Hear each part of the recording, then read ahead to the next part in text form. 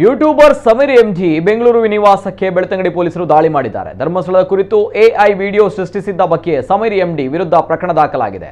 ಈ ಹಿನ್ನೆಲೆ ಬೆಳ್ತಂಗಡಿ ಪೊಲೀಸ್ ಠಾಣೆಗೆ 2 ಬಾರಿ ಹಾಜರಾಗಿದ್ದ ಸಮೀರ್ ಎಂಡಿ ಬಳಿಕ ಸಮರ್ಪಕವಾಗಿ ತನಿಖೆಗೆ ಸಹಕರಿಸ್ತಾ ಇಲ್ಲ ಎಂಬ ಆರೋಪ ಕೇಳಿಬಂದಿದೆ. ಹೀಗಾಗಿ ಬೆಳ್ತಂಗಡಿ ವೃತ್ತ ನಿರೀಕ್ಷಕ ನಾಗೇಶ್ ಕದ್ರಿ ಮತ್ತು ತಂಡ ಎಫ್ಎಸ್ಎಲ್ ವಿಭಾಗದ ಸೋಕೋ ಸಿಬ್ಬಂದಿ ಜೊತೆಯಲ್ಲಿ ಇಂದು ಮಧ್ಯಾಹ್ನ ಬೆಂಗಳೂರಿನ ಬನ್ನೇರುಘಟ್ಟದ ಹುಳ್ಳಹಳ್ಳಿಯಲ್ಲಿರುವಂತಹ ಸಮೀರ್ನ ಬಾಡಿಗೆ ಮನೆಗೆ ದಾಳಿ ನಡೆಸಿದೆ. ಬೆಳ್ತಂಗಡಿ ನ್ಯಾಯಾಲಯದಿಂದ ಸೆಪ್ಟೆಂಬರ್ 3ರಂದು ಸರ್ಚ್ ವಾರೆಂಟ್ ಪಡೆದು ತೆರಳಿದ ತಂಡ ದಾಳಿ ವೇಳೆ ಆತನ ಮನೆಯಲ್ಲಿ ಶೋಧ ನಡೆಸಿದೆ ಎಂದು ತಿಳಿದು ಬಂದಿದೆ.